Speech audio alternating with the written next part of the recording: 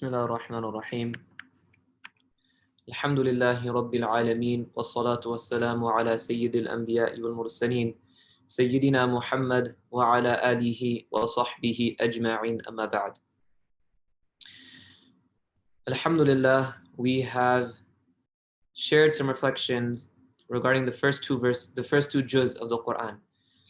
And inshallah, in today's lecture, we will look at the third juz of the Quran. And as I mentioned on the first day, and I believe I mentioned yesterday as well, that of course, time does not allow us or permit us to be able to speak about all of the amazing things that we find in the juz. Of course, every single ayah from the Quran is a miracle of Allah subhanahu wa ta'ala, and there's so much that can be spoken about every single ayah. But what we will do, inshallah, just because we have 15 to 20 minutes, is I will choose 2 to 3 verses, inshallah, to share some reflections over. The first verse that I would like to mention some points regarding is a verse that comes on the first page of third juz. This is none other than the famous verse that we are all taught from a young age, and that is Ayatul Kursi. This is verse number 255 of Surah Al-Baqarah. Verse number 255 of Surah Al-Baqarah is Ayatul Kursi. And of course, we all know this verse. We are taught it from a young age, or we may know of this verse even if we have not memorized it. But we know the virtues of this verse because the Prophet ﷺ has spoken about many virtues regarding this verse. For example, the Prophet ﷺ once asked Ubay ibn Ka'b radiallahu anhu, who was known as the Qurra from amongst the Sahaba. As a fun fact, when Umar radiallahu anhu during his Khilafah, it was not something that was established that the people would be praying Taraweeh together in the masjid. Rather, one day Umar radiallahu anhu was walking by the masjid at nighttime and he saw that people were praying Taraweeh either individually or you would have small groups within the masjid. So Umar radiallahu anhu decided to establish Taraweeh as a congregational prayer in the masjid, and he appointed an imam to pray, to lead the Sahaba radiallahu anhum and the Tabi'een in prayer. And who was appointed? It was none other than Ubay ibn Ka'b radiallahu anhu. So I just want to mention the virtues of Ubay ibn Ka'b, that when the Prophet, when Umar radiallahu anhu decided to establish Taraweeh prayers in the masjid, he chose Ubay ibn Ka'b to lead in the prayer. So he was known as the Qurra from among the Sahaba. Now, rewind many years prior to this, during the life of the Prophet ﷺ, when the Prophet ﷺ was still alive, one time he asked Ubay ibn Ka'b, what is the most powerful verse in the Quran? What is the most a'zam, the greatest verse in the Quran? And Ubay ibn Ka'b, he replied saying Ayatul Kursi. And the Prophet ﷺ agreed with this. And the Prophet ﷺ not only agreed, but he said, how did you know this? In other words, he showed his amazement that Ubay ibn Ka'b radiallahu anhu knew that this was the greatest verse in the Quran. So the Prophet ﷺ attested to this. We also know many benefits of Ayatul Kursi. The Prophet ﷺ, for example, mentioned that for the person who recites Ayatul Kursi after every single salah, after every single farad salah, that is, there is nothing that is separating that person between Jannah. There's nothing that is separating that person from Jannah except his own death. Meaning that that person, inshallah, will definitely go to Jannah. The person who recites Ayatul Kursi after every single farad salah. We also know from the hadith of Abu Hurairah radiallahu anhu, he was appointed during the month of Ramadan to look over the wealth that the Muslims had donated or had given in zakat. So the Prophet ﷺ, obviously there was no bank at that time. So the Prophet ﷺ appointed Abu Hurairah radiallahu anhu to look over the wealth in the masjid. And there was a person who was coming and was a thief to take the money, and he caught this person. He caught this person in the nighttime, And what happened was that he said that I'm going to take you to the Prophet sallallahu alaihi wasallam. He caught the thief, and the thief said, no, please, forgive me, I won't do it again. But this happened for 3 nights in a row, meaning the same thief kept coming back. And Abu Hurairah radiallahu anhu kept catching him, but he kept letting him go because he had pity on him. So on the 3rd night, he said, you know what, this is it. I gave you too many chances. Now I'm going to take you to the Prophet sallallahu alaihi wasallam. And so then this thief, this person, he said, look, I will tell you something that if you recite, I will teach you something that if you recite it, shaitan will not come to you the entire night. Shaitan will not bother you at night. So Abu Hurairah radiallahu anhu, obviously the Sahabi of the Prophet sallallahu alaihi wasallam, he wants to know whatever can lead him closer to Allah subhanahu wa ta'ala and give him protection from shaitan. So he said, okay, what is that? And this person told him that if you recite Ayatul Kursi, then shaitan will not come to you at night. He will not bother you at night. And I'm paraphrasing this hadith because it's a long hadith. So in the morning, Abu Hurairah radiallahu anhu informed the Prophet sallallahu alaihi wasallam regarding this. And the Prophet ﷺ confirmed what the thief said. And not only that, but the Prophet ﷺ mentioned that that was shaitan. That was actually shaitan. So shaitan was teaching us a lesson that, so the Prophet ﷺ said that he spoke the truth although he's a liar, right? So the Prophet ﷺ was mentioning that we don't believe shaitan. He is a liar, but in this particular matter, he is telling the truth. So this shows us the power of Ayatul Kursi. And there are many other ahadith regarding the power of Ayatul Kursi and the benefits and the blessings of Ayatul Kursi. But inshallah will suffice with these. Another verse that I would like to share some reflections on is a verse that comes near the end of Surah Al-Baqarah. Right? So in this 3rd juz, Surah Al-Baqarah finishes, and a portion of Ali Imran is also in the 3rd juz. So Ali Imran lasts until the 4th juz. So in this juz, you have half of the juz, around half of the juz is Surah Al-Baqarah, the ending part of Surah Al-Baqarah, and half of the juz are verses from Ali Imran. But near the end of Surah Al-Baqarah, Allah subhanahu wa ta'ala mentions something regarding riba. And this is not the only place where Allah ta'ala mentions about riba, usury, interest. There are many other verses as well, but this is perhaps one of the most profound verses, one of the most powerful verses regarding riba. Allah subhanahu wa ta'ala says in verse 275 of Surah Al-Baqarah, Allah ta'ala says, الَّذِينَ يَأْكُلُونَ الرِّبَا لَا يَقُومُونَ إِلَّا كَمَا يَقُومُ الَّذِي يَتَخَبَّطُهُ الشَّيْطَانُ مِنَ الْمَسِّ. That those people who eat interest, meaning those people who are involved with interest, they deal with interest, they will not stand on the day of judgment except like the person who is insane, except like the person who has been touched by the evil of shaitan. Why? ذَلِكَ بِأَنَّهُمْ قَالُوا إِنَّمَا الْبَيْعُ مِثْلُ الرِّبَا. Because they argue, they say that transactions, bay' is just like riba. They say that there's nothing wrong with riba. Riba is nothing, there's nothing wrong with it. However, Allah Ta'ala is saying, وَأَحَلَّ اللَّهُ الْبَيْعُ وَحَرَّمَ الرِّبَا. But Allah Ta'ala has made bay', regular transactions, permissible, but He has made riba, interest, impermissible. Now, a couple of verses later, in verse 279, Allah Ta'ala mentions that those people who do not leave riba, what is their consequence?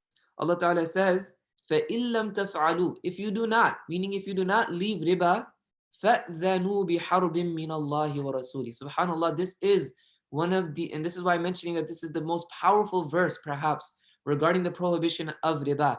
That Allah Ta'ala is saying that if you do not leave riba, if you do not leave interest-bearing transactions, then prepare for war with Allah and His Messenger. فَأْذَنُوا بِحَرْبٍ مِّنَ اللَّهِ وَرَسُولِهِ.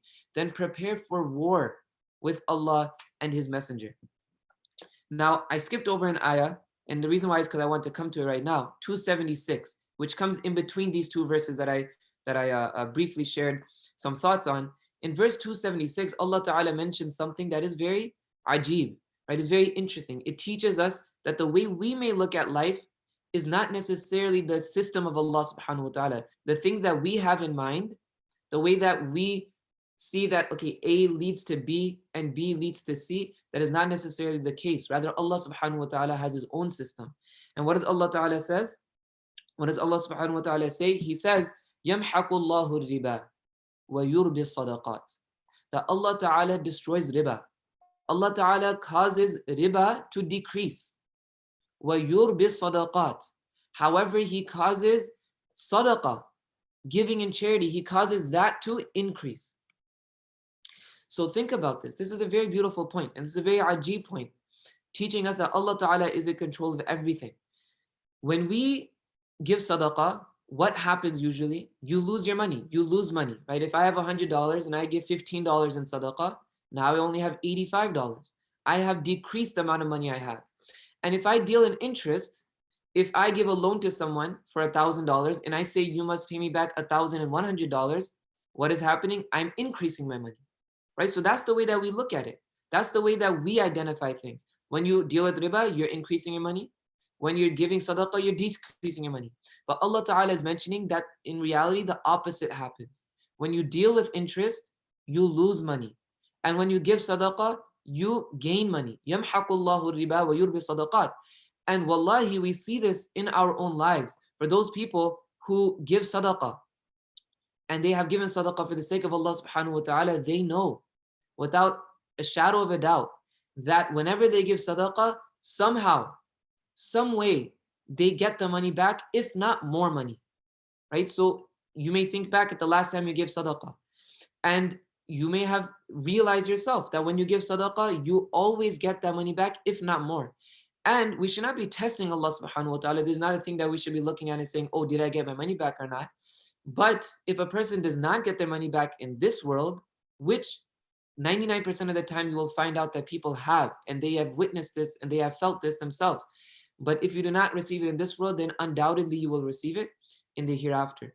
However, on the opposite end, for those people who deal with interest, you speak to any person, any sound, a Muslim of a sound mind, a sound heart, and they feel bad when they're dealing with interest, they will almost always tell you that they have financial problems because they are dealing with interest. So this is the system of Allah subhanahu wa ta'ala. And this is something that is really amazing, that we must learn the system of Allah subhanahu wa ta'ala so that we can benefit from this system and we can do those things that are pleasing to Allah subhanahu wa ta'ala. The last verse that I want to share some thoughts on is in Surah Ali Imran, verse number 37 of Surah Ali Imran. Allah Ta'ala tells us about Imran alayhi salam and his daughter Maryam alayhi salam. And there's tafsir behind these verses, and the tafsir is pretty long. But Imran is the father of Maryam alayhi salam, and she passed when Imran passed away. They were deciding who would be given, who would have the custody of Maryam alayhi salam. So Zakaria alayhi salam was the uncle of Maryam alayhi salam. His wife was the aunt of Maryam alayhi salam. So he gave his name to have custody over Maryam alayhi salam. Now it was chosen that he would have custody, so he finally attained custody of Maryam alayhi salam, and he raised her and took care of her. Now, when she was growing up, as she was growing, he noticed some ajib things about her. She was someone who was very pious and was constantly in the obedience of Allah subhanahu wa ta'ala.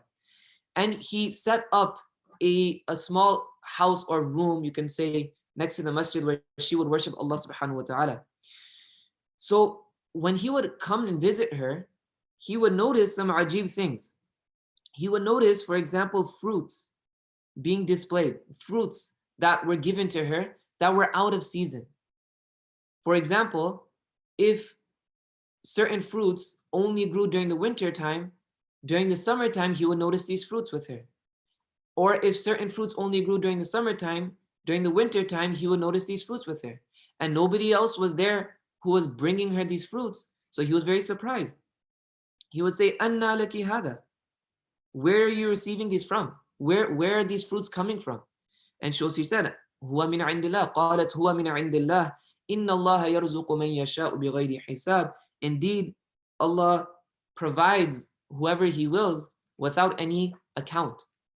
So Zakaria alayhi salam, he was an old man. Zakaria alayhi salam was an old man, and he really wanted a child. He wanted a son to carry on his legacy. He was a prophet of Allah, of course, and he wanted a child to carry on his legacy. And this is spoken about in further detail in Surah Maryam. But what Zakaria alayhi salam noticed, he was an old man and his wife was barren. But what he noticed from this, that Allah Ta'ala is providing fruits out of season. So he realized that Allah Ta'ala, of course, has power to provide me with the child when I am out of season and when my wife is out of season. Meaning my wife is barren, I am very old, I am very weak, we are not at the age of having children, but perhaps Allah Ta'ala can give us children the same way that Maryam alayhi salam is being provided with fruits from nowhere out of season. So he made dua to Allah Ta'ala, and this is in the next verse. Allah Ta'ala mentions in ayah number 38, هُنَالِكَ دَعَى زَكَرِيَّا رَبَّهُ. Here, at this time, Zakaria alayhi salam made dua. He made dua to Allah Ta'ala. قَالَ رَبِّ هَبْ لِي مِن لَدُنْكَ ذُرِّيَّةً طَيِّبَةً. He said, Oh Allah, grant me a righteous child, a good child. إِنَّكَ سَمِيعُ الدُّعَاء. Indeed, you are the listener of du'as. You hear du'as when a person makes dua. And so what happened, of course, Allah Ta'ala mentions in this surah as well, and also in Surah Maryam in a little bit more detail, how Allah Ta'ala granted him his dua, and Allah Ta'ala gave him Yahya alayhi salam. And this leads me to the point that I was speaking about yesterday, that we should always understand that Allah Ta'ala has complete control over our affairs. And whenever we see something ajib taking place, we should realize that Allah Ta'ala has control to accept my du'as the same way that this thing is happening. And that is exactly what Zakaria alayhi salam did. When he realized that Maryam alayhi salam was being provided fruits out of season from nowhere, he did not know who was bringing these fruits. He realized that Allah Ta'ala can also grant me a child out of nowhere. And so, of course, he was granted a child. And so this is something that we should keep in mind as well. And this will help us build our connection with Allah subhanahu wa ta'ala. The more dua we make, the more we will increase in our connection to Allah subhanahu wa ta'ala. I pray that Allah subhanahu wa ta'ala gives us a proper understanding of the Quran and increases our connection with the Quran. Subhanallah wa bihamdihi, subhanakallahumma wa bihamdik.